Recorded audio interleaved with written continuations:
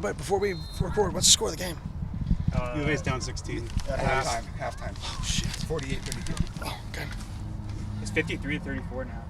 Nice. Yeah. So, Kenny, I know when the pads come up, it's better way to evaluate the running game, run defense. How do you think that aspect is done already? Back and forth. We've had really explosive runs on offense, and then in some downs, our defense has stopped the offense in some short yardage down. So we got to minimize the explosive plays on defense. We're giving up too many explosive plays right now. But then offense, we're still taking a little too many negatives, even though today we only turned the ball over one time on offense, which is good. Defense, obviously, we got to have more takeaways in an 85 play scrimmage. How do you feel about there haven't been many penalties or operational issues that we've seen so far. How do you feel about that with how much news that there is? Yeah, I mean, that's been an emphasis for us this offseason is penalties. We've shown it every single day. That was an area that early in last year was like, where did that come from, to be honest? And I had to really look at things that we were doing as a staff because obviously we didn't do a good enough job of emphasizing it. We got it cleaned up towards the end of the year, right? And so we're just trying to carry that through. I think it's a testament to the players being veteran players and having played football before on the field in game days, and a testament to just recruiting smart guys. And smart players usually don't make dumb mistakes. What were your general thoughts on tonight's scrimmage? I thought, offense started off hot. I mean, as hot as it could get. Defense bounced back. Really started with Owen and Zyrus combination interception there on an underneath throw. And then the defense, I thought it was back and forth from then on out. But I thought those first couple drives, offense got them. And then defense got them on the other, the back end, back and forth. So I thought it was decent work today. We got a long way to go. You've talked a lot about physicality this spring. What did you make of the physicality today? It was, above average. I wouldn't say I walked away from this scrimmage being like, oh man, that is a physical, violent football team.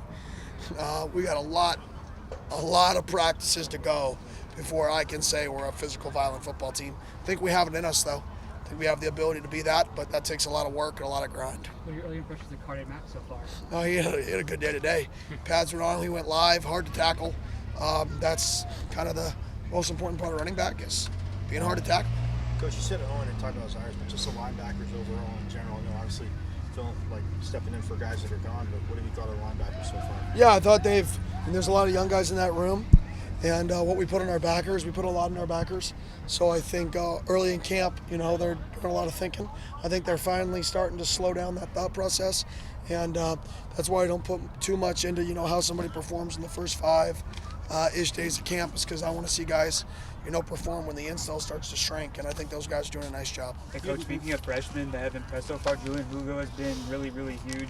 Just how much of a spark has he provided for the edge group that's obviously retooling right now? Yeah, he's doing a really good job. Really good young buck. His future is very, very bright. You had mentioned with the additional staff that you could be able to get more involved in the offensive side of things. Has that manifested at all throughout the first 8 practices? What do you mean by that? Just with having more offensive staffing personnel and just assistants like that, it'll kind of free you up to do. Yeah, I'm trying to get involved in all aspects. I'm lucky that I feel like we have one of the best staffs in the country.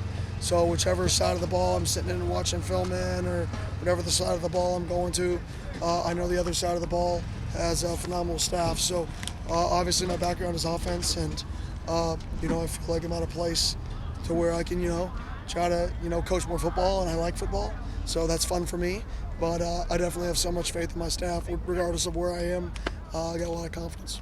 Kenny, I saw on Twitter that you were retweeting Tommy Lloyd talking about how he's staying in Arizona. How important do you think it is that big sports figures in the state are doubling down on building things? Yeah, I think at the end of the day, all those decisions, kind of spur from the Board of Regents' approvals. And I think anytime the Board of Regents are getting behind sports programs in the state, I think it's a positive. I think it's just a good sign that the Board of Regents is really understanding how important the state is, how important sports are in this state, and I think they're trying to make that known. What are you trying to really get this group to hone in on the back half of the game? I'm just trying to get us to be more physical and create a mindset that, I firmly believe the teams who pour the most in are the most likely to become winners or get lucky, right? Because when you give something everything you got, right, you don't quit. And if you're down 18, down 19, down 20, you just keep fighting because you've poured too much into quit. And I'm really trying to get our guys to empty the tank, put everything in.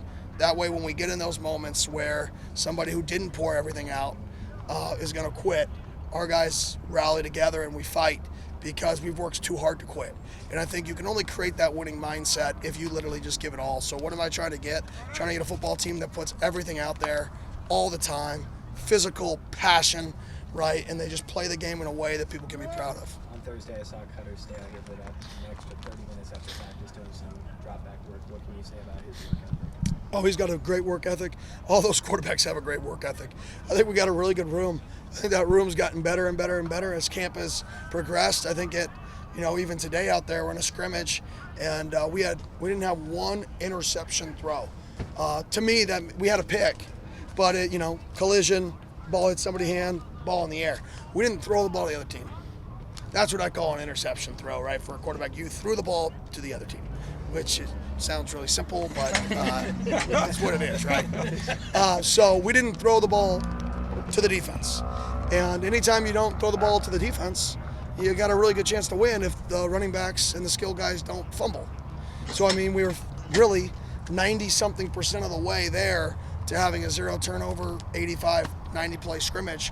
And that's going to lead to a lot of victories, just that alone, if you don't get penalties and you don't turn the ball over. So I think that growth you've seen throughout camp, and also their understanding on just how the game flow is going to go. It's why we do so many unscripted periods, is because I think they need to understand how the flow of the game is going to happen, so they don't have to feel pressed to throw a ball 40 yards down the field every time we call a shot. Like, it's okay to throw it to the dude 2 yards away because the linebacker's panic dropped. Like, just throw it to him.